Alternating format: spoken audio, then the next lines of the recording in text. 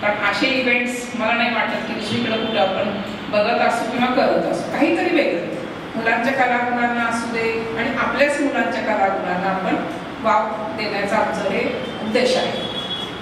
आज तुम्ही सकाळपासून पाहत आहात की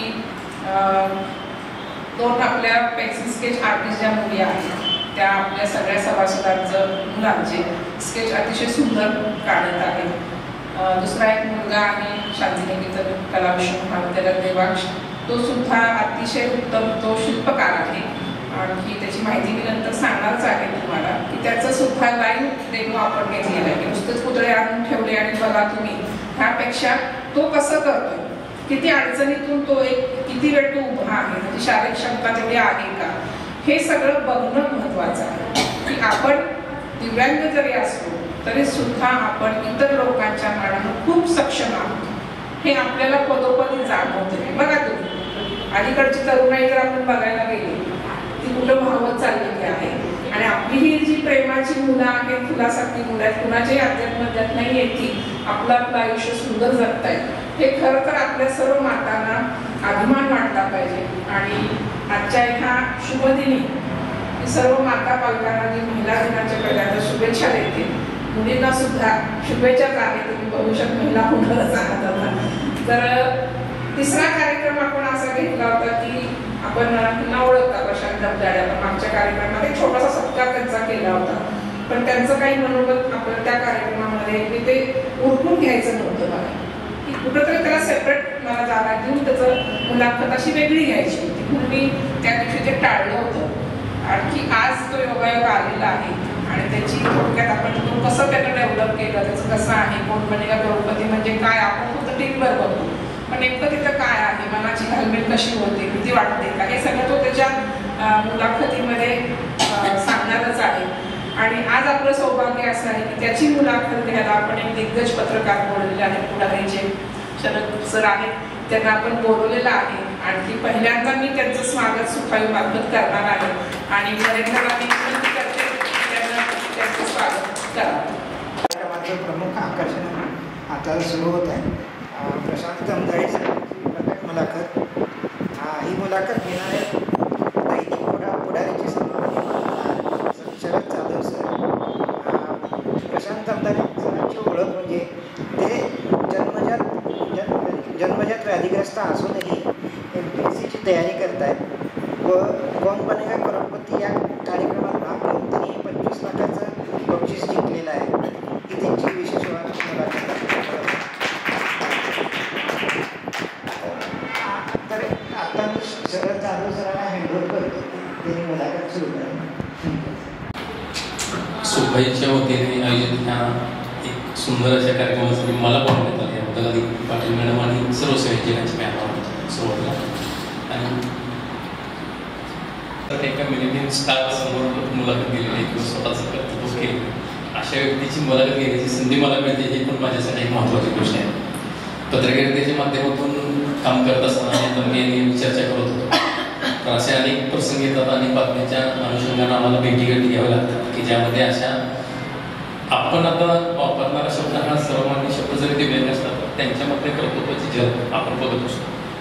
आणि त्यामुळं त्यांना असं कुठलंही माध्यम नाही आहे किंवा असं कोणतंही कारण नाही की आपण त्यांना कोणत्याही पद्धतीनं कमी लेखू शकतो.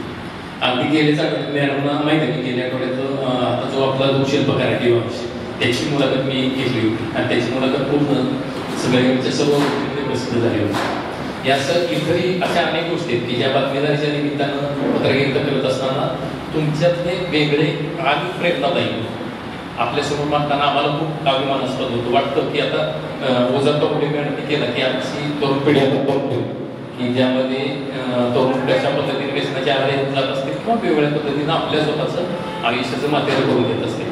पण त्याला सगळ्यांना एक वेगळं असा आदर्शवत जर करून असेल तर तुम्ही सर्वजण आहात आमच्यासाठी. आणि त्याच अनुषंगाने मला प्रशांतसोबत संवाद साधताना पण तितकाच महत्त्वाचा आनंद होतो. ते मला महत्त्वाची गोष्ट आहे त्याला आपल्याला उलगडता येणार. मी आता जडणघडण इतका जबरदस्त आत्मविश्वास जो आहे तो आपल्याला प्रशांतामध्ये दिसून येतो. आणि आपण आजची जी मुलाखत आहे ही अर्धा 2 तासाची थोडेफार असेल, त्या मुलाखतीच्या माध्यमातून मी त्याचे जर व्यक्तिमत्व उलगडणार आहेच, त्याचबरोबर इथं उपस्थित जे सर्व आपले तरुण मित्र आहेत माझे, त्याचबरोबर पालक आहेत आपल्यासोबत, पालकांना सुद्धा याच्या प्रशांच्या या माध्यमातून आपल्याला एक प्रेरणा मिळेल की आपल्याला सुद्धा असं काहीतरी करता येईल जेणेकरून आपलं स्वतःच एक व्यक्तिमत्वाची जगत बसतं. मी सुरुवातीला आजच्या या मुलाखतीची सुरुवात करताना तुम्ही सांगितलं हा एक कौटुंबिक सोहळा आहे. इथं मुलाखत घेणारा आणि मुलाखत देणारा याच्यामध्ये अंतर न ठेवता आम्ही एक संवाद असा चालतो ज्यामध्ये तुम्हाला नंतरच्या कालावधीमध्ये आपण सहभागी करून घेऊ शकतो. त्यात सुरुवातीला प्रशांत असेल विचार तुम्हाला थोडक्यात नरेंद्र सरांनी ओळख करून दिली. प्रशांतचे म्हणजे त्याचं पूर्ण प्रशांत प्रमोद जमदारी मनेरजोगी तासगाव तालुक्यातलं जे मनेरजोगी गाव आहे त्या मनेरजोगी गावात आणि एवढे ग्रामीण भागातून येत असताना इलेक्ट्रिकल इंजिनिअरिंग हे फार एक शिक्षण बी इलेक्ट्रिकल हे फार महत्त्वाचं एक शिक्षण केलं. केवळ त्यानं ते शिक्षण पूर्ण नाही केलं तर त्याचबरोबर आता सध्या MPSC आणि UPSC सारखी स्पर्धात्मक परीक्षांचा सुद्धा खूप चांगल्या पद्धतीने अभ्यास करतोय. आणि मला स्वतःला एक खात्री आहे म्हणजे मी सुकाईच्या माध्यमातून शुभेच्छा त्याला देताना मी अगोदर सांगेन की येत्या काही वर्षामध्ये 1-2 वर्षामध्ये असाही एक वेळ येईल की ज्यावेळेला आपल्याला प्रशांतचा अधिकारी म्हणून सत्कार करता येईल. धन्यवाद सर. आता आपण काय करूया, आपण मी म्हटलं तसं मी तर विचारेलच, त्याचबरोबर त्याला स्वतःला पण जास्तीत जास्त निवडून त्याच व्यक्तीबद्दल सांगण्याचा मी प्रयत्न करेन. प्रशांत सगळ्यात पहिल्यांदा मला आणि आम्हाला इथे उपस्थित माझे सगळ्याची सहकारी त्यांना तुमची स्वतःची ओळख तुझ्याकडून नाही करावं. नमस्ते, माझं नाव प्रशांत प्रमोद जमदाडे, राहणार मनेरजोगी, तालुका तासगाव, जिल्हा सांगली.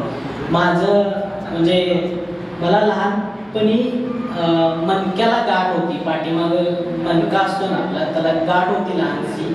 आणि जन्मताच ती गाठ असल्यानंतर काय झालं, मला 6 महिन्याचं झाल्यानंतर मला ते पाठीवरची वगैरे झोपता येत ना, म्हणजे ती गाठ मोठी होत गेली, वाढ म्हणजे तिची वाढ होत गेली. 6 महिन्याचं झाल्यानंतर मला ते पाठीवरती झोपता येत नव्हतं. एकाच बाजूला झोपणं, एका कुठल्या तरी बाजूवरती झोपणं आणि त्या पाठीवरती झोपायचं म्हटलं तर त्रास व्हायचा.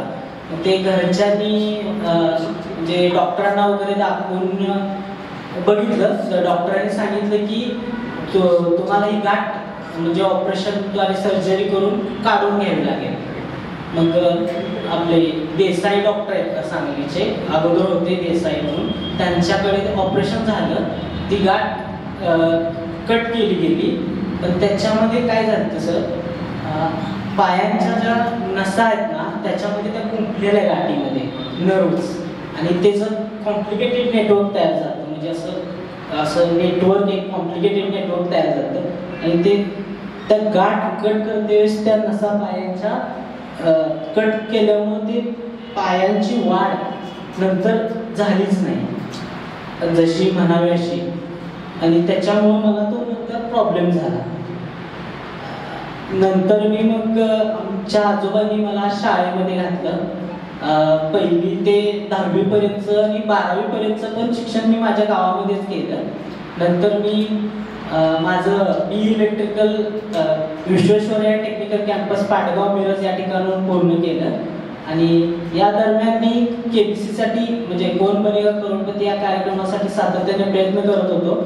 2009 पासून आम्ही सगळं आमचं कुटुंब KBCच्या संदर्भात बोलणार आहोत. ओके. त्याच्याबरोबर एक आम्हाला सुरुवात जशी सांगितली की शालेय शिक्षण जे आहे ते पूर्ण शालेय शिक्षण मनेरजोगीसारख्या एका ग्रामीण भागामध्ये पूर्ण केलं. त्याच्यानंतरचं 12वीपर्यंतचं शिक्षण तिथं पूर्ण केलं.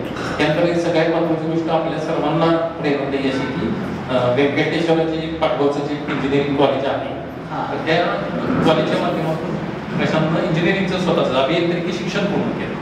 तर अभियांत्रिकी शिक्षण पूर्ण करेपर्यंतचा तुझा प्रवास कसा होता? कारण काय सगळ्यात मोठी अडचण काय होते, शहरातल्या आपल्या पालकांची मानसिकता एक वेळ आपण समजून घेऊ शकतो, पण ग्रामीण भागांमध्ये अशा पद्धतीचा एक विद्यार्थी येतोय म्हणजे मित्र परिवार असेल किंवा इतर कोण सख्या जोडीदार असतील, मित्र परिवार असेल, त्या प्रत्येकाच्याकडून तुला मिळणारी वागणूक कशी होती याच्याबद्दल घरच्यांचा सपोर्ट तर कायम राहिलेलाच आहे. घरी शैक्षणिक बॅकग्राऊंड म्हणजे कसं आहे, आजोबा आर्मीमधून सुभेदार या पदावरती रिटायर्ड आहेत. वडील पण आर्मीमध्ये होते. वडील पण आता रिटायर्ड झाल्यानंतर परत स्पर्धा परीक्षा देऊन तलाठी म्हणून जॉईन आहेत, आता सध्या कार्यरत आहेत. आणि काका शिक्षक आहेत प्राथमिक शाळेवरती. त्यामुळं शैक्षणिक बॅकग्राऊंड असल्यामुळं शिक्षणाचं काही असं कमीच पडलं नाही. कायम मोरल सपोर्ट असेल किंवा फायनान्शियल सपोर्ट अभ्यासासाठी सगळा कायम मिळत गेला घरच्यांकडून. आणि त्या दृष्टीनं सगळं म्हणजे मानसिक सपोर्ट म्हणा, सगळा सपोर्ट. आणि स्पेशली आजोबांनी तर जास्त सपोर्ट दिला, कारण ज्यावेळेस माझं शैक्षणिक म्हणजे पहिली वगैरे चालू व्हायची होती त्यावेळेस वडील तर आमचे आर्मीमध्ये होते आणि काकाही आमचे बाहेरच्या तालुक्यात म्हणजे कोकणामध्ये त्यांची ड्युटी होती त्यावेळेस. त्यामुळे सगळं आजोबांनीच शाळेत सोडणं आणणं, सायकलवरून त्यावेळेस त्यांनी तो प्रवास माझ्यासाठी सहन केला. म्हणजे आमच्या घरापासून गावामध्ये शाळा ही एक 2 ते 2.5 किलोमीटरच्या अंतरावर येते. रोज 10 वाजता ते शाळेला सोडणं, येताना परत 5 वाजता ते घेऊन येणं, हे सगळं कष्ट आजोबांनी माझ्यासाठी घेतलं. आणि कायम त्यांनी म्हणजे एक सुभेदार, आर्मीमध्ये सुभेदार असल्यामुळे कायम असं एक वळण, आपण डिसिप्लिन ज्याला शिस्त म्हणतो, ते शिस्तबद्ध पद्धतीने राहायला शिकवलं सगळं. आपण बोलताना एक खूप छान संदेश मला, म्हणजे आम्ही दोघं ज्यावेळेला अजून तुमची सगळी तयारी सुरू होती त्यावेळेला मी गप्पा मारत असताना प्रशांतने खूप छान गोष्ट मला सांगितली. त्याचे आजोबा त्याला कुबड्या वापरण्यासाठी परवानगी देत नसत, त्याला सांगायचं तू स्वतःच्या पायावर उभा राहा. याच्याबद्दल जरा सांगायचं. त्यांनी सांगितलं की तू स्वतःहून जरा प्रयत्न कर, की जास्त डिपेंड राहायचा प्रयत्न करू नको. आणि ते सांगितल्यामुळे मला आता असं वाटतंय की त्यांच्या ह्याच्यामुळं मी आत्ता जे काही थोडंफार चालू शकतो ते त्यांच्याच म्हणजे त्यांनी जे सांगितलं त्यांच्या प्रयत्नामुळेच हे शक्य झालं, नाहीतर मी एका ठिकाणीच बसून राहिलो असतो. खूप छान. अगदी आता आपल्या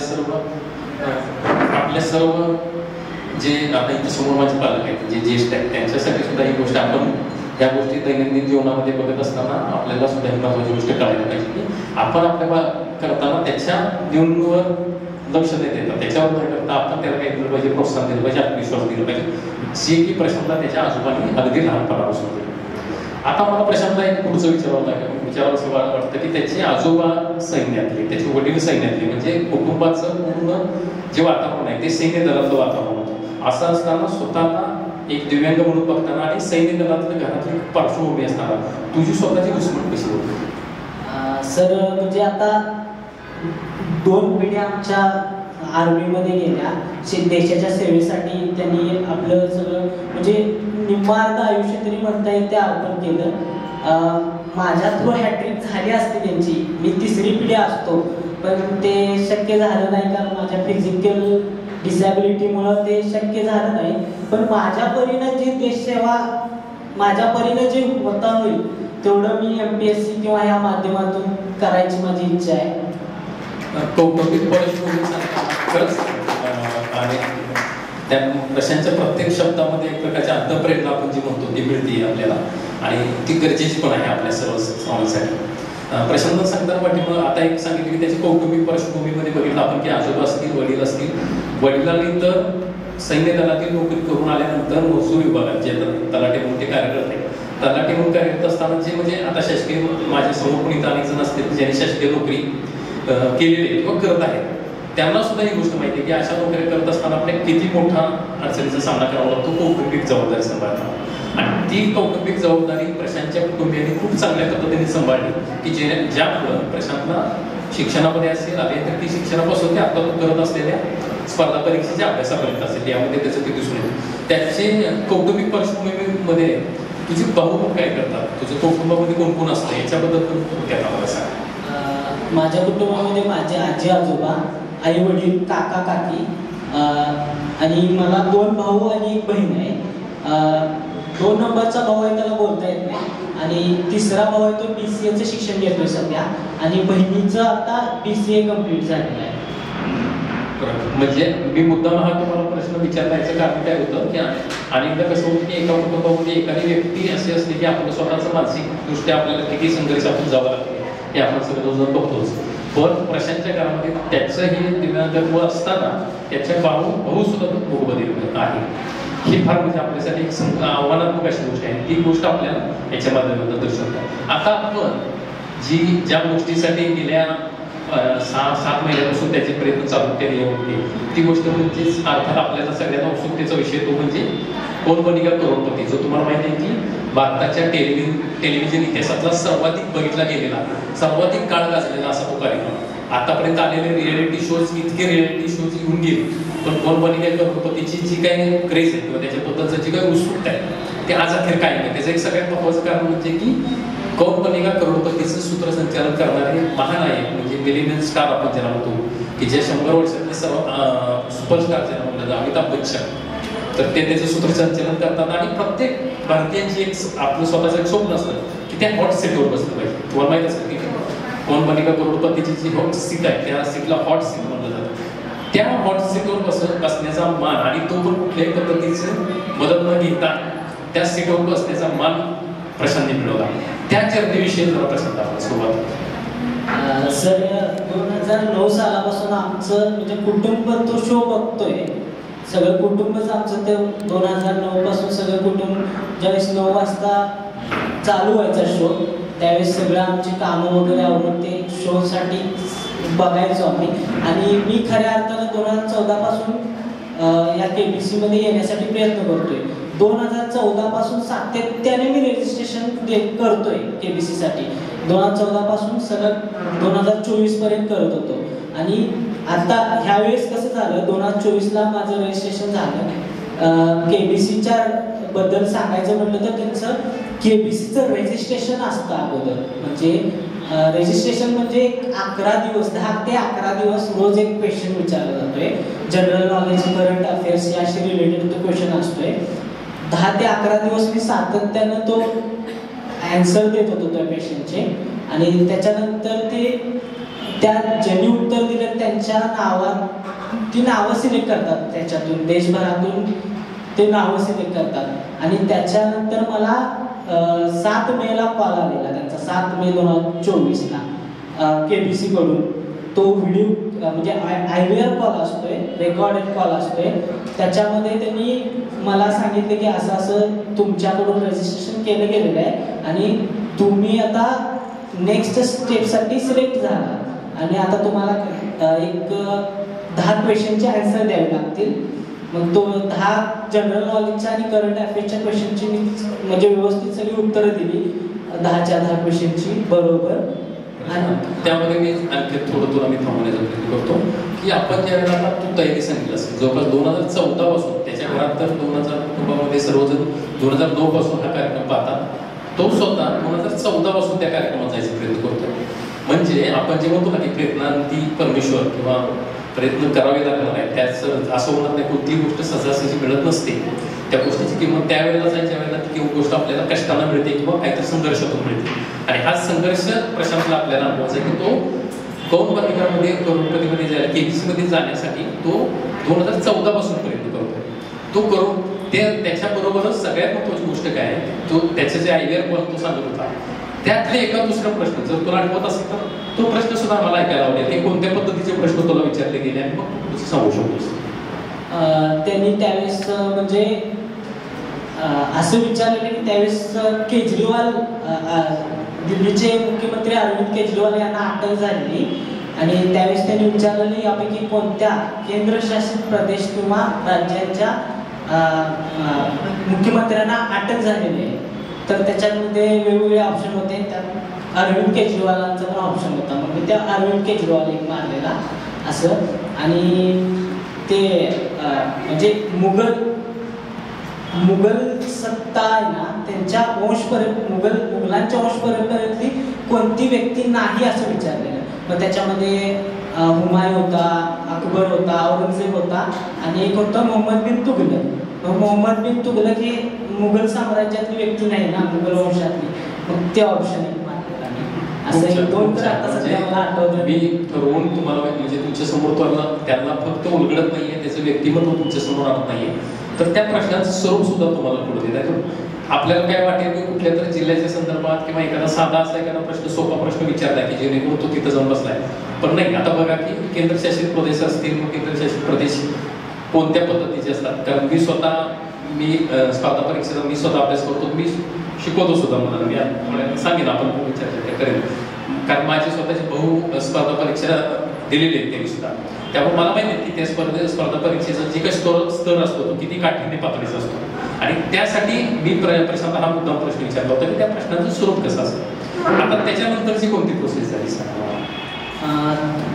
अनेक सांगायला आवडेल की 2014 पासून जसं रजिस्ट्रेशन करत होतो आणि मध्ये असं काही ते कालावधी आला की आपलं होतच नाहीये, काय सोडून द्यावं, काय उगाच आपण याच्या मागं काहीतरी वेळासारखं लागलोय काय, किंवा की मोठ्याच लोकांचं होतंय काय, वशिल्यानंच होतंय काय, असं काहीतरी वाटायचं. मग तरी पण म्हटलं नाही, सातत्य ठेवलं तर शेवटी एक ना एक दिवस आपल्याला थोडंच पैसे द्यायचं. त्याला फक्त मेसेजेस करायचं, म्हणजे हेच करायचं, मेसेजेस करायचं ना. पहिला मेसेज प्रोसेस होती, आता ते ॲप थ्रू पण झालेलं आहे. मग काय थोडंच पैसे जातात, म्हणलं आपण ट्राय करतच राहूया. मग असं मी ट्राय करत गेलो. आणि सर आता क्वेश्चन रिपीट करा प्लीज. प्रश्न हाच होता की ज्या वेळेला ते 10 प्रश्न IVR मधले विचारण्यात आले, त्याच्यानंतरची प्रोसेसचा काळ होता तो जवळपास 2 ते 3 महिन्याचा कालावधी होता. त्या 2 ते 3 महिन्याच्या कालावधीमध्ये तुला असं वाटलं का की KBC तर्फे आपल्याला परत एकदा बोलणं येईल, परत एकदा आपल्याला विचारणा करण्यात येईल, असं काय वाटलं होतं? असं काय वाटलं नव्हतं, पण एक अंदाज तर होता. आपण म्हणजे कुठंतरी काय तर वेगळं काय तर घडलंय. जी प्रोसेस आज 2014 पासून 24 पर्यंत पुढे जात नव्हती, एखादाही कॉल येत नव्हता, यावेळेस कॉल तर आलेला आहे. आणि त्याच्यानंतर मग मला सांगण्यात आलं की IVR कॉल थ्रू तुम्हाला मुंबईला 25 मे 2024 या दिवशी सकाळी 9 वाजता बरोबर तुम्हाला तिथं हजर राहायचं आहे. तुमचा ग्राउंड ऑडिशन असेल. आणि मी नाही, खरंच आता एक महत्वाचा पाडाव किंवा एक महत्वाचा टप्प्यावर आपण आता म्हणजे त्या मुलाखतीच्या दृष्टीनं येतोय. कोण बनेगा करोडपतीचं जी सगळ्यात महत्वाची गोष्ट असते ती म्हणजे की तो मुंबईचा दौरा किंवा मुंबईमध्ये तितक्या जिथं देशभरातून सगळे व्यक्ती स्पर्धक आलेले असतात. आणि तिथं गेल्यानंतर म्हणजे अजून मी मगाशी मुलाखतीच्या अगोदर पण प्रश्न विचारत होतो की अजून बिग दिसले नव्हते. बिग म्हणजे अमिताभ बच्चन अजून दिसले, अजून आसपास पण नव्हते. त्याच्या अगोदरची काय प्रोसेस आहे, त्याच्या अगोदरची काय अडचणी, ज्या काय संघर्ष होतो त्याला सामना करावा लागला, त्याच्याबद्दल आम्हाला ऐकायला आवडेल. त्यात महत्वाची गोष्ट म्हणजे की हा मुंबईचा दौरा असेल किंवा मुंबईमध्ये गेल्यानंतर तिथलं जी सुरुवातीचं जे काय ते पब्लिक स्कूलमधलं जी काही प्रश्नावली होती त्या संदर्भात मला सांगा. आम्ही 9 वाजता तिथं पोहोचलो. पवार पब्लिक स्कूल कांदिवली वेस्टला माझं ते ग्राउंड ऑडिशन होतं.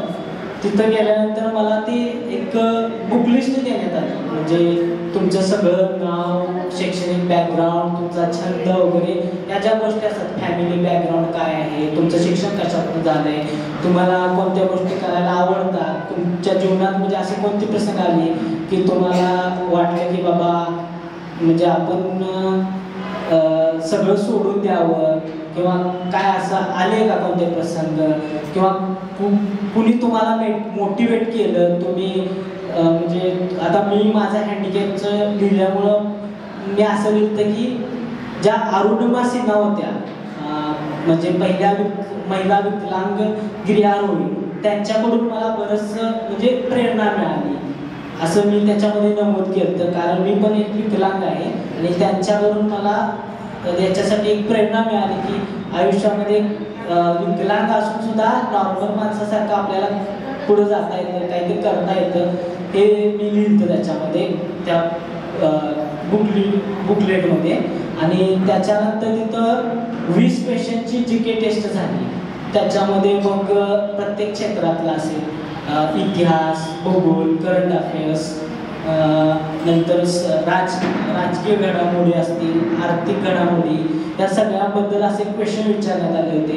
एक फोटो दिलता, KR नारायणन यांचा फोटो होता आणि हे आपल्या देशाचे राष्ट्रपती होते.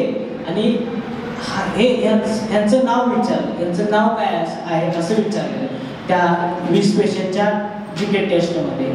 असं एक क्वेश्चन होतं. नंतर ते महिलांचं एक ब्रँड आहे बघा, कोणतं कॉस्मेटिक ब्रँड आहे काय तर, काय कॉस्मेटिक ब्रँड ॲड यायची की त्याची जास्त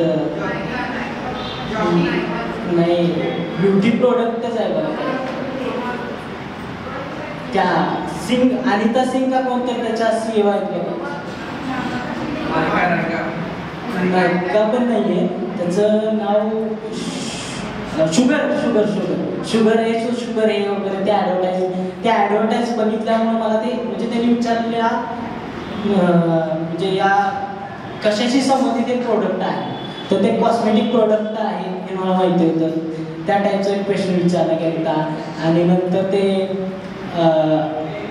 अमेरिका खंडातलं एक मला म्हणजे मॅपमध्ये हे दिलं माउंटेन, आणि ते कोणत्या खंडात येते असं विचारलं होतं. प्रशांत आता आपल्याला जो तो टप्पा सांगतो, तो टप्पा आहे की मुंबईमध्ये तो पहिला सर्वप्रथम गेल्यानंतर त्याला जे प्रश्नावली विचारला होता आणि त्या प्रश्नावलीमध्ये त्याला जे अनुभव आले तो पत्र करतोय. त्यातलं एक अत्यंत महत्त्वाचं मी तुम्हाला मला सांगायचं आहे तुमच्या सगळ्यांच्या समोर की KBC मधली प्रशांतची जी एंट्री होती किंवा प्रशांतचा जो काही प्रवास होता, हा प्रवास कुठल्याही पद्धतीचा दिव्यांग किंवा कुठल्याही कॅटेगरीमधून झाला नव्हता. तर तो तिथंपर्यंतचा प्रवास जो आता मुंबईमध्ये तो जाऊन तो 20 प्रश्नांची प्रश्नावली देऊन आता आला, म्हणजे आपण ज्याच्यावर आता आपण तो सांगायला नाही, त्याच्या पुढचा प्रवास तो आपल्याला सांगणार आहे. त्यामध्ये तिथंपर्यंतचा आणि तिथून परतचा पुढचा प्रवासी त्यांना नॉर्मल व्यक्तींच्या बरोबर सामना करून तो मिळवला. हे फार महत्त्वाची गोष्ट आहे. म्हणजे इतर सर्वजण कसे होते, सर्वसाधारण होते, दष्टपुष्ट असतील, निरोगी असतील, तर त्यांच्याबरोबर तो आता अनुभव तो सांगेलच की ज्यावेळेला अमिताभ बच्चन यांनी त्याला उचलून म्हणजे हाताला धरून घेतलं हे सांगणार आहे तो.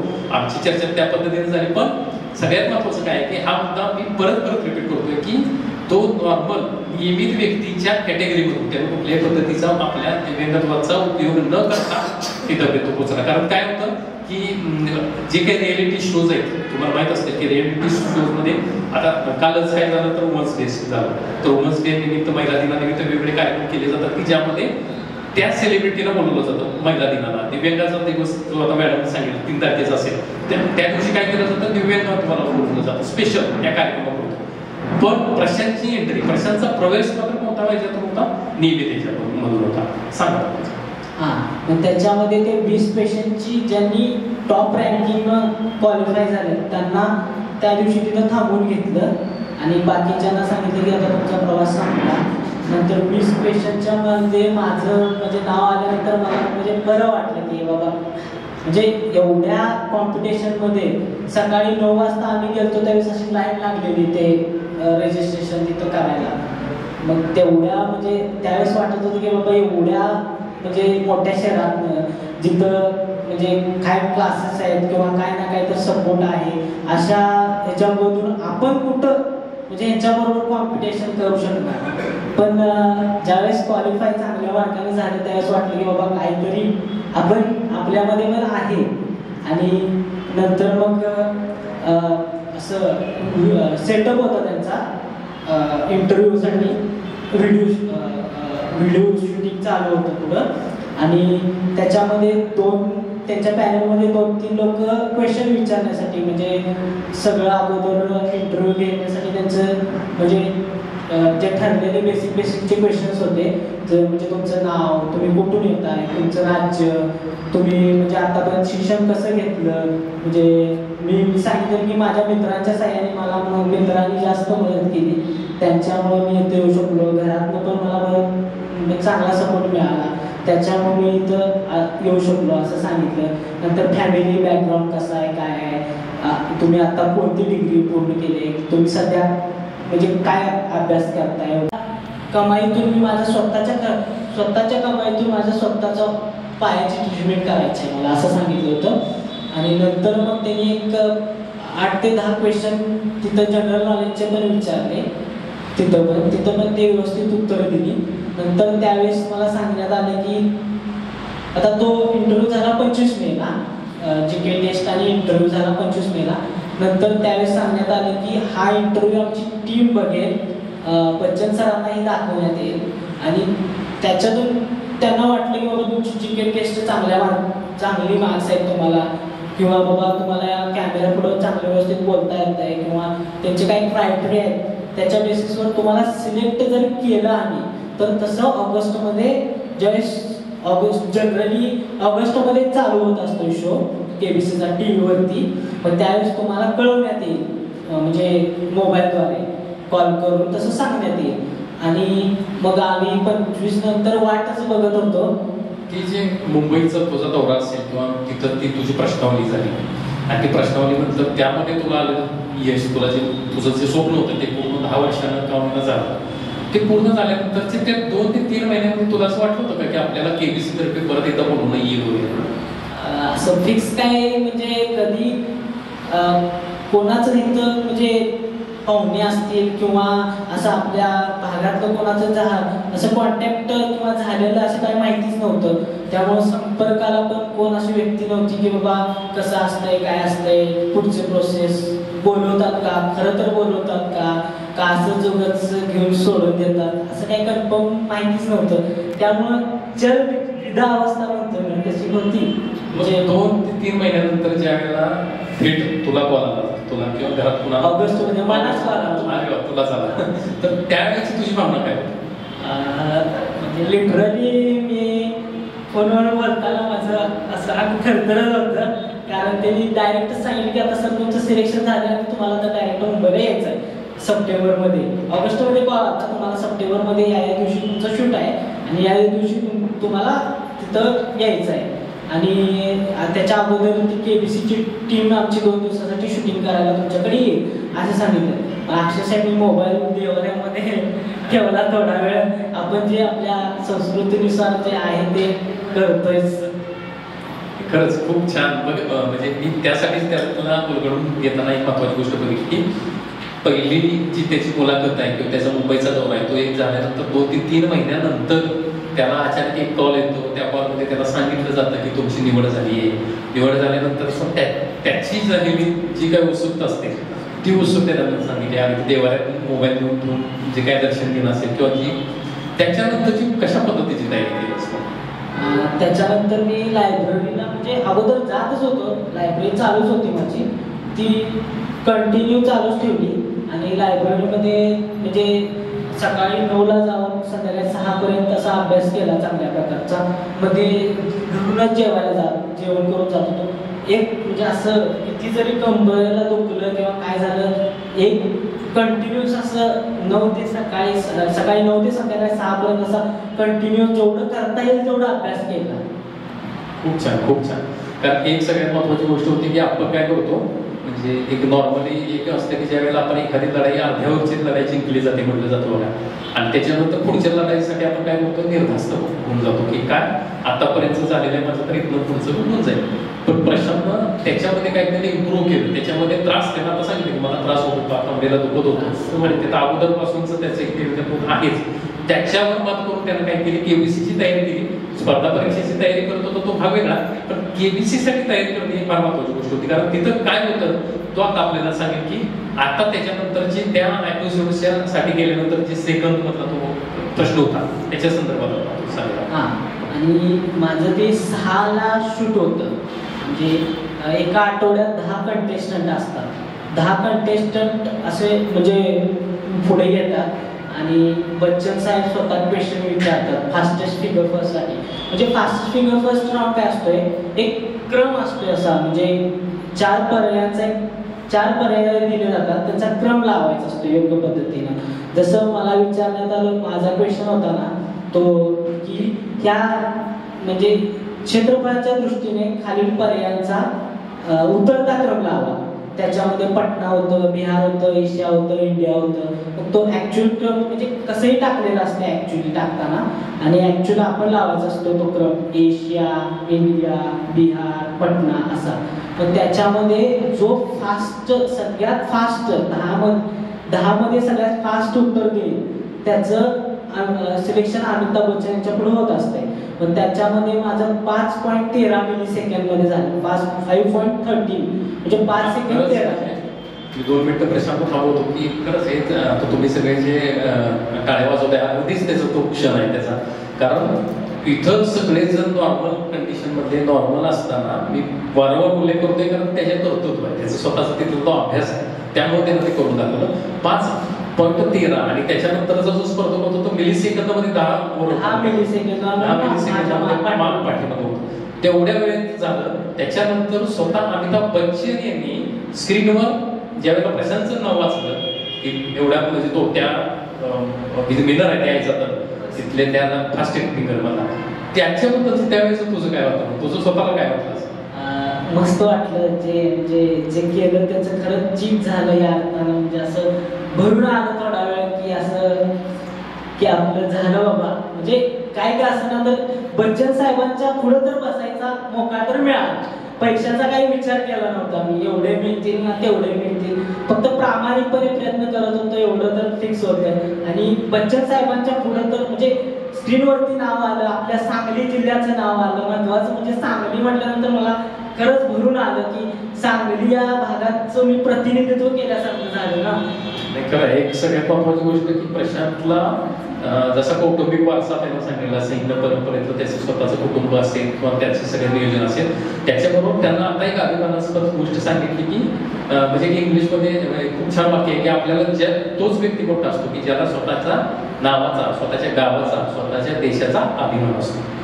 आणि त्यांना पण प्रशांत पण तेच सांगितलं की मला ज्या वेळेला सांगली तिथं उल्लेख झाला त्यावेळेला मला सगळ्यात जास्त आनंद झाला. आणि तोच अभिमानाचाच जो त्याचा क्षण आहे त्याच्यानंतर आताची जी गोष्ट आहे ती खरंच आपल्यासाठी प्रेरणा आहे की त्यावेळेला तुम्हाला पण माहिती आहे की आता मुलाखतीच्या अगोदर ज्यावेळेला प्रशांत मला सांगत होता की केबीसी मध्ये ज्या वेळेला तो शेवटचा प्रश्न विचारल्यानंतर आपण ज्यावेळेला अमिताभ बच्चनजींच्या समोर जाणार आहोत त्याच्या अगोदर तो विनिंग मोमेंट झाल्यानंतर अनेक जण ओरडतात, अनेक जण तिथंच नृत्य चालू करतात. अगदी कपडे सुद्धा त्यांनी सांगितले कपडे काढून सुद्धा आनंद साजरा करतात. कोण साष्टांगाला नवत घालत त्या हॉटसेट परत येतं.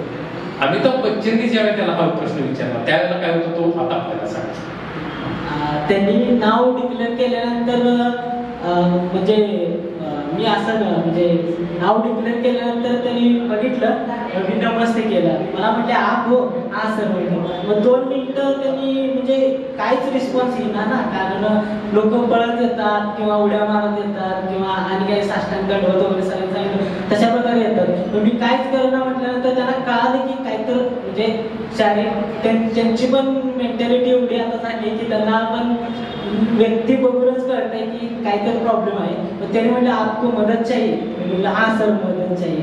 मग ते स्वतः आले माझ्याजवळ, मला धरलं. 2 हेल्पर आले, त्यातल्या एका हेल्परला दुसरा हात धरायला लावला, दुसऱ्या हेल्परला जा म्हटले, माझं मीच धरून मीच नेणार. खूप छान, खूप छान. म्हणजे खरंच म्हणजे एक स्वप्न बघावं आणि ते स्वप्न सत्यात उतरावं असा तो क्षण होता. कारण आपण ज्यावेळेला टीव्ही म्हणजे सोनीवर ज्यावेळेला तो केबीसी बघतो त्यावेळेला आपण तोच विचार करतो की या कार्यक्रमाचा सहभाग असेल किंवा मी म्हटलं जसं की मिलेनियम स्टारच्या समोर बसण्याचा योग असेल, हे प्रत्येकाचं स्वप्न असतं. ते स्वप्न राहतं, पण प्रशांत ते स्वप्न स्वतःच्या कष्टानं, स्वतःच्या सातत्यानं, स्वतःच्या चिकाटीनं ते काय करून दाखवलं, सत्यात उतरवून दाखवलं. त्याच्यानंतरचा जो काय तो कालावधी होता त्याच्याबद्दल तू सांग. सरांना मग बेसिक इंट्रोडक्शन मी सांगितलं की माझं असं म्हणजे इलेक्ट्रिकल इंजिनिअरिंग मधून माझं BE इलेक्ट्रिकल झालंय पूर्ण. सरांना पण आश्चर्य वाटलं, एवढ्या म्हणजे अपंगत्व असताना तुम्ही कसं काय केलं. सरांनी विचारलं मला कसं काय, तर सरांनी मी सगळं सांगितलं, फॅमिली बॅकग्राऊंड बद्दल विचारलं. त्यांनी म्हणजे आजोबांचं वगैरे जे मॉरल सपोर्ट आहे मला त्याच्याबद्दल मग त्यांनी गौरव उद्गार काढले की तुमच्या आजोबा म्हणजे खरंच चांगल्या विचारांची व्यक्ती आहे. एकच मिनिटं मी थांबवतो त्यासाठी, कारण प्रशांतनी आता अगोदर सांगितलं असेल की सैन्य परंपरांनी सांगली वारंवार उल्लेख केला तसा आहे की त्याच्या आजोबांनी आतापर्यंत आपल्यात झालेल्या 3ही युद्धामध्ये त्याच्या आजोबांचा सहभाग होता. खूप महत्वाची त्याच्याबद्दल आपण तो बोलूच, पण मग त्याच्यानंतर अमिताभ बच्चनजींनी तुला काय सांगितलं? नंतर मला ते रोगा म्हणजे माझा काय रोग आहे, डिसीज आहे त्याच्याबद्दल विचारलं.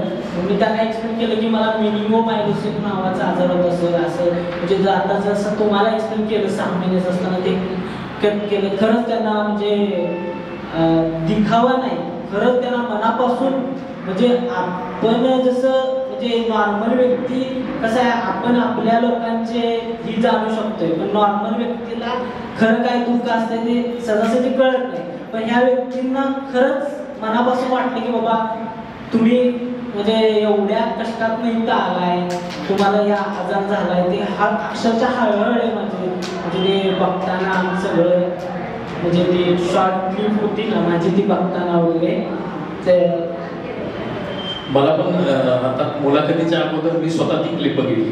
तुम्ही सुद्धा आवर्जून क्लिप, आता प्रशांत आपल्याला ते एपिसोड आणि तो सीझन वगैरे सांगेल स्वतः आवर्जून म्हणजे वेळात वेळ पडतो. मला तर पालकांना विनंती की तुम्ही बघा, मी काय होतं त्या क्लिपमधूनच अगदी 2-5 मिनिटाची क्लिप असेल ती कदाचित, तर त्या 2-5 मिनिटाच्या प्रशांतच्या क्लिपमधून आपल्याला किती कळणार मिळते बघा.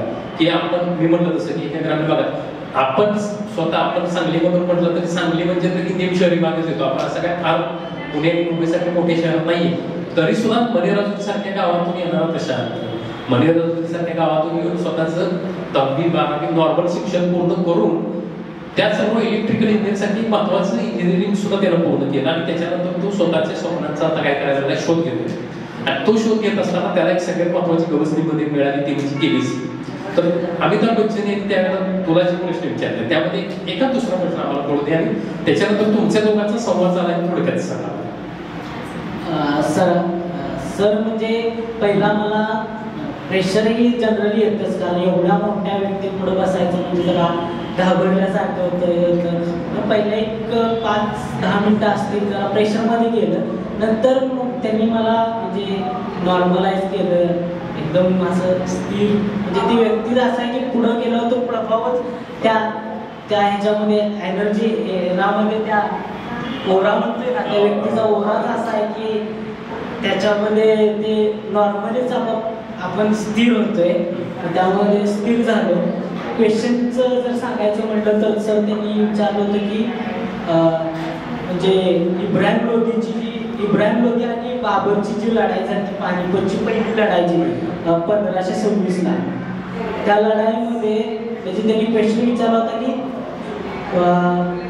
इब्राहिम लोधीचे हत्ती कशामुळे घाबरले आणि स्वतःच्या सैन्याला तुडवायला त्यांनी चालू केलं, असा क्वेश्चन विचारला होता. हा क्वेश्चन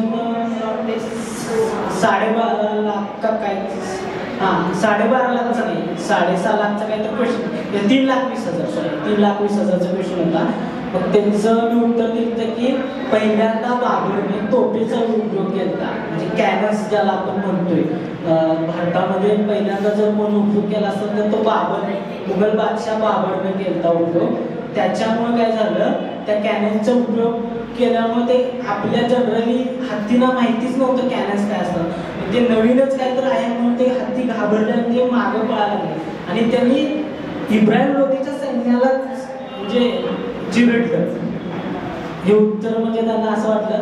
आणि 12.5 लाखचा एक क्वेश्चन मला सांगायला आवडेल की महात्मा गांधी ज्यावेळेस म्हणजे आफ्रिकेला गेले होते आणि 1915ला ते भारतामध्ये परत आले, म्हणजे वकिलीचा व्यवसाय करण्यासाठी ते साऊथ आफ्रिकेला गेले होते आणि 1915ला ते भारतात परत आले. तर ते भारतात परत आले, त्या जहाजाचं नाव विचारलं. ते जहाजाचं नाव म्हणजे प्रश्नांचं स्वरूप पण बघा की समोर तो आलाय किंवा आता प्रशांत एक आहे म्हणून चला प्रश्नांचं स्वरूप पण आपण काय करूया, त्याची जी काठिण्य पातळी ती कमी करूया असं पण नव्हतं. तर त्या प्रश्नांचं स्वरूप सुद्धा आता मी स्वतः प्रशांतनी सांगितलं, मी स्वतः म्हणजे शिक्षण इतिहासामधलंच माझं हे मी त्या सुद्धा ही जी गोष्ट आहे ही गोष्ट माझ्यासाठी सुद्धा मी आता मला आठवली त्यावेळेला कुठं तर वाचनात माझ्या आलेलं आहे, पण इतकं डीप अभ्यास आणि तो अभ्यास केबीसीच्या दृष्टिकोनातून करणं हे तुझ्यासाठी खूप महत्त्वाचं होतं.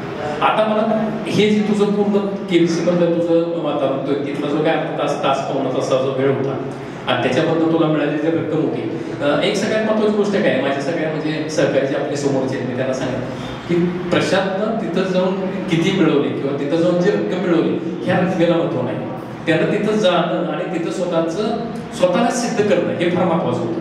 त्यामुळं त्याने रक्कम तर खूपच चांगली मिळाली. तो सांगेल आता प्रशांत की नक्की कुठंपर्यंत तो पाडावा गेला, त्या पाडावापर्यंत तो थांबला, पण त्याच्यापेक्षा तो तिथंपर्यंत पोहोचला हे त्याच्यासाठी एक खूप महत्त्वाची गोष्ट आहे, आपल्यासाठी खूप प्रेरणा गोष्ट आहे. पण त्याच्या पुढचा प्रवास आपल्याला सांगतो. मग ते SS अरेबिया त्या जहाजाचं नाव होतं. हे उत्तर दिल्यानंतर ते म्हणजे बच्चन सर आश्चर्यचकित झाले की जिथून पण तुमचं शिक्षण चालू आहे ते चांगल्या मार्गाने चालू आहे असं त्यांनी उद्गार काढले की जहाँ से भी आपकी पढ़ाई चल रही है वहाँ अच्छे से चल रही है, ऐसे करते रहे, जीवन में एक ना एक दिन सफलता मिली जाएगी. म्हणजे जीवनात एक ना एक दिवस तुमचे प्रयत्न चालू ठेवा, जीवनात तुम्ही एक ना एक दिवस सफल व्हालच. आणि माझा आशीर्वाद आणि माझ्या शुभेच्छा तुम्हाला कायम पाठीच्या आहेतच असं त्यांनी सांगितलं. म्हणजे एक प्रेरणादायी गोष्ट आहे की इतक्या मोठ्या व्यक्तीनं तशात शुभेच्छा देणं, स्वतःचा आशीर्वाद रूपी शुभेच्छा देणं ही फार महत्वाची गोष्ट होती. तिथून तुला ते गेल्यानंतर तुला मिळालेली रक्कम आणि मग तिथला शेवटचा तुझं जे काय त्यांनी तुला जो संदेश दिला तिथे तुला शुभेच्छा दिला ते आम्हाला सांग. जनरली हा म्हणजे टोटल 16 प्रश्न असतात आणि या 16 प्रश्नांपैकी मी 13 प्रश्नांची उत्तरं बरोबर दिली आणि 13 प्रश्नांची उत्तरं देऊन 25 लाखची रक्कम मी जिंकली. जो 14वा प्रश्न आहे ना तो म्हणजे आपल्याला एक महत्वाची गोष्ट प्रशांत करून ऐकायला आता आपल्याला आवडेल की कोण बनेगा करोडपतीमध्ये एकूण प्रश्नांची संख्या किती असते? 16. त्यातल्या तो इतक्या अगदी शेवटच्या टप्प्यापर्यंत जाऊन त्यानं 25 लाखाची रक्कम जिंकली. हे पण तितकंच महत्वाची गोष्ट आहे. सांगा. 13वा क्वेश्चन नंतर मी 14वा क्वेश्चन ज्याने त्याने विचारला त्यावेळेस तो क्वेश्चन म्हणजे रिस्की असल्यामुळं आणि जरी आपण जबरदस्तीने दिला, काही माहिती नसताना जरी दिला बेधडकपणे तर खाली 3,20,000 पडत असते. 25 लाखावरनं 3,20,000 पडण्याची म्हणजे पडतेच. मग त्यामुळं त्या वेळेला जास्त लोभी किंवा लालची असं पण बनून चालत नाही, जास्त ग्रीडी पण नाही बनून चालत. म्हणजे एकदम पैशाच्या भावनेत की बाबा मला 50 लाखच पाहिजे त्याशिवाय मी मागच हटणार नाही किंवा जास्त लालच असं पण करून चालत नाही. तिथं पण एक चांगला डिसिजन घेणं गरजेचं असतं की त्यावेळी योग्य डिसिजन. मग त्या 50 लाखाला मी खेळ थांबवण्याचा निर्णय घेतला. खूप छान, खूप छान. आणि त्या खेळ थांबवण्याचा प्रशांतचा ह्या निर्णय क्षमतेतनं आपल्याला एक गोष्ट कळते की आपण कुठं थांबायला पाहिजे हेच यातून कळतं. नाहीतर त्यानं खरंच खूप सांगितलं की आपण लोक म्हणजे प्रत्येकाच्या म्हणजे नॉर्मल आपण सगळेजण असेल पालक वर्ग आहे तिथं माझे सगळे तरुण आता हे आहेत सगळे सरकार त्यांना पण आपल्याला ही गोष्ट महत्वाची गोष्ट आहे की आपण कुठं थांबतो, कुठं थांबायला हवं हे सांगणार त्याचा हा डिसिजन पॉवर आहे. तिथं माहिती आहे की हॉट सीट म्हणजे अशी गोष्ट आहे म्हणजे मी आता सांगितलं की त्या तिथं बसल्यानंतर एक मंत्रलेलं वातावरण असतं पूर्णपणे. त्या तितकं समोर इतका मोठा ना व्यक्ती आहे जो इंडियन सिनेमातला आतापर्यंत ज्याच्यात ज्या गोष्टपर्यंत ज्या ह्याच्याकडनं अजून कोणी व्यक्ती पोचू गेलं तिथं त्या वातावरणामध्ये एक डिसिजन घेऊन की बाबा ठीक आहे मी आहे पर्यंत मी काय करतो बीट करतो मी तिथून माघार घेतो हे सांगणं पण महत्वाचं आहे. यातून आपल्याला एक कळेल की प्रशांतची योग्य वेळी योग्य ठिकाणी आणि योग्य कारणासाठी माघार घेणं ही सुद्धा आयुष्यात महत्वाची गोष्ट असते. ते आपल्याला त्यांना आता प्रशांत ज्या वेळेला तू 25 लाखाचा मानकरी झालास मोठी रक्कम आहे ऐकण्यासाठी.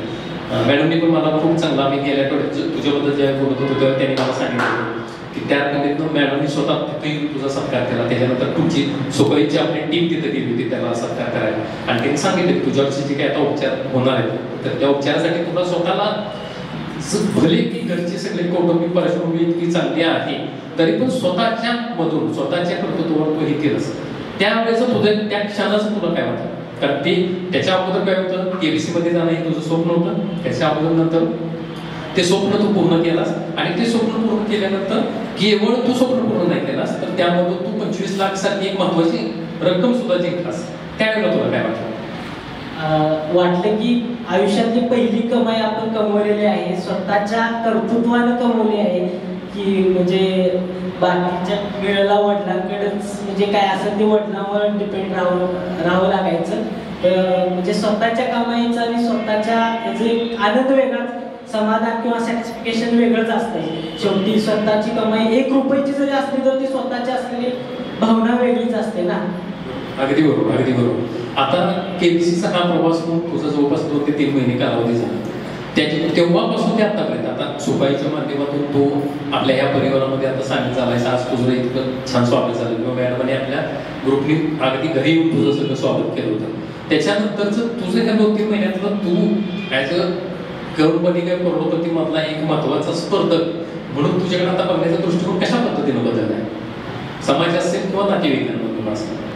गावात म्हणजे गायडन्ससाठी लोक विचारतात की आमच्या मुलगीला गायडन्स पाहिजे, मुलाला गायडन्स पाहिजे, आतापासूनच काय केलं पाहिजे, स्पर्धा परीक्षेच्या तयारीसाठी काय करायला पाहिजे असं म्हणजे पालक वगैरे घरी भेट घ्यायला येतात. बऱ्याचशा संस्था असतील किंवा कॉलेज असतील म्हणजे लेक्चरसाठी वगैरे बोलवतात, सत्कार समारंभ होतात. म्हणजे अगोदर म्हणजे खरं बोलायचं झालं तर जे निग्लेक्ट करत होती लोक, म्हणजे दुर्लक्ष, अशा लोकांना कायमच दुर्लक्षच्या नजरेनं बघत होती जे लोक, ते आता म्हणजे स्वतःहून बोलायचा प्रयत्न करतात. स्वतःहून जे खरंच उत्स्फूर्तपणा तुमच्यातला त्यामधून जाणवला की त्यांना सांगितलं आता की, आणि खरंच आहे हे प्रत्येकाच्या आयुष्यात येतं. ज्याच्याकडे लिंग आहे, ज्याच्याकडे काही तर कमी पण आहे, त्याला प्रत्येकाला ते जाणवतं की आपल्याला आपल्या समाजात असेल, आपल्या स्वतःच्या व्यक्तीकडून काय केलं जातं, अवेअरनेस करावे लागते. पण ती दिवस बदलायची ताकद सुद्धा आपल्यात असते, की जी दिवस बदलवायची ताकद आहे ती आपल्याला कोणी दाखवून दिली, प्रशांत दाखवून दिली. आणि खरंच ते प्रशांत फक्त दाखवलं नाही तर काय केलं की त्या 2 ते 3 महिन्याचा अनुभव त्यानं आपल्याला सांगितले. त्याच व्यक्ती आता त्याच्यावर काय करतायत, संवाद साधतायत. त्याच व्यक्ती ती त्याच्याबरोबर त्याला बोलायला आवडते. अगदी प्रशांतच्या बाबतीत म्हणजे आम्ही आता चर्चा करताना तो सांगत होता की अनेक जण आहेत की त्याच्याबरोबर सांगतात की मी आज प्रशांतला जाऊन भेटतो ना. किती मोठी गोष्ट आहे सांगायला, आपल्यासाठी किती मोठी अभिमानास्पद गोष्ट आहे की ज्या व्यक्तीला 3 ते 6 महिन्यापूर्वी जेव्हा एक नॉर्मल आयुष्य त्याचं जगत होता, तो व्यक्ती आज काय झाला आपल्यासाठी सेलिब्रिटी आहे. हे आपल्यासाठी अभिमानास्पद गोष्ट आहे. केबीसी नंतरचं तू जे सांगितलंस प्रशांत की जे तुझं वातावरण असेल किंवा तू स्वतः बघत असलेले हे सगळं अनुभव असतील, ह्या सगळ्या अनुभव तू स्वतः काय शिकलास 1 5 ते 6 महिन्याच्या वर्षापर्यंत 24 मे पासूनचा काळ एवढंच की नेव्हर गिव्ह अप जे बोललं जाते ते ऍक्च्युली काय असतं हे मी स्वतः अनुभवलं. म्हणजे किती जरी काय जरी संकट आली म्हणा किंवा काय मध्ये अडथळा आला तरी सातत्याने प्रयत्न आपले चालूच प्रामाणिकपणे ठेवले पाहिजे. अभ्यास म्हणा किंवा दुसरं कोणतंही तुमचं क्षेत्र असू द्या, त्याच्यात मध्ये प्रयत्न हे कायमस्वरूपी सातत्याने केले पाहिजेत. एवढंच म्हणजे सांगायचं माझा उद्देश आहे. खरंच खूप छान की बघतील, जे घरात कोणी तर सांगतो म्हणून बघतील, असं सगळे असतील. पण प्रयत्न करण्यासाठी पण बघणारे त्यात किमान लाखो तर असतील, 2-2.5 लाख असतील. प्रशांत स्वतः त्याची तयारी करतो. अशा प्रकारे विचार करताना स्पर्धा परीक्षेच्या माध्यमातून तू स्वतःकडे कसा बघतोस आणि तू आम्हाला काय सांगशील? आणि एक स्वतः तुझी सगळी सहकारी तुझीच सहकारी की स्पर्धा परीक्षेकडे आपण कसं बघितलं पाहिजे? पॉझिटिव्ह दृष्टिकोनातूनच बघितलं पाहिजे. कारण आपल्याला असा प्लॅटफॉर्म म्हणजे असं व्यासपीठ मिळतंय की आपण पण इतरांपेक्षा काही कमी नाही. नॉर्मल लोकांबरोबर आपण या दृष्टीनं असा मेसेज जातोय की आपण पण या लोकांच्या व्यतिरिक्त काही म्हणजे असं निग्लेक्ट किंवा दुर्लक्ष करण्याचं साधन नाही, तर आपण पण त्यांच्या म्हणजे खांद्याला खांदा लावून काहीतरी करू शकतोय. हे चांगलं म्हणजे त्या अर्थानं स्पर्धा परीक्षा म्हणा किंवा आणि काही क्षेत्र असतील, चित्रकला असेल किंवा हे असेल, फिजिकली हँडिकॅप लोकांसाठी चांगली क्षेत्र आहे की जी इतरांच्या बरोबर आपल्याला म्हणजे खांद्याला खांदा लावून आपण त्यांच्याबरोबर कॉम्पीट करू शकतो. खूप छान. आता मी ते सुकाईच्या माध्यमातून ज्या वेळेला मी स्वतः मला ते पाठवल्यानंतर मी वाचलं उपक्रम असतील किंवा इतर सगळे जे काही कार्यक्रम होत आहेत, त्या कार्यक्रमामध्ये एक सगळ्यात महत्वाचा आता जो आपण करतोय मुलाखतीचा एक संवाद. एक मुलाखत म्हणजे आपल्याला कळू दे की आपलाच एक तरुण की जो आपल्या एका ग्रामीण भागात नाही, तो ग्रामीण भागात घेऊन केबीसी सारख्या भागात जातो. केवळ केबीसी नव्हे तर तो करत असलेली स्पर्धा परीक्षेची तयारी हे सुद्धा आपल्यासाठी प्रेरणादायी गोष्ट आहे. आणि आपल्यासाठीच नाही तर आपल्या बरोबरची जी दुसरे जे आहेत, तुमचे घरातील इतरचे सदस्य आहेत, त्यांना सुद्धा आपण ही प्रशांतची कहाणी सांगू शकतो. प्रशांतचा हा त्याचा इतिहास आहे तो आपण त्याच्यासमोर उलगडू शकतो की जेणेकरून काय होईल त्यांनाही प्रेरणा मिळेल. मॅडमने मला सांगितले की आजचा हा भाग जरी इथं जरी कमी संख्या असली तरी आपण हा भाग काय करतोय अपलोड करतो की जेणेकरून हा अनेक लाखो लोकांच्या, हजारो लोकांच्या पर्यंत हा भाग जातो. तर तो बघणाऱ्या प्रत्येकाच्यासाठी प्रशांत हा काय असेल आयडल असेल, प्रत्येकाच्यासाठी प्रशांत हा आपला काय असेल आदर्श असेल. हे मला फार महत्वाची गोष्ट आहे.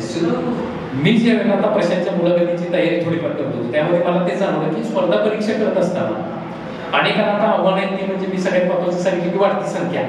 त्या वाढत्या संख्येमध्ये सुद्धा प्रशांत स्वतः त्यामध्ये स्वतःला आजमावून पाहतोय. ही आपल्यासाठी खूप महत्वाची गोष्ट आहे. तुझ्यासारखीच जे सध्याचे दिव्यांग आपले सगळे मित्र मैत्रिणी त्यांना तू स्वतः काय संदेश दिली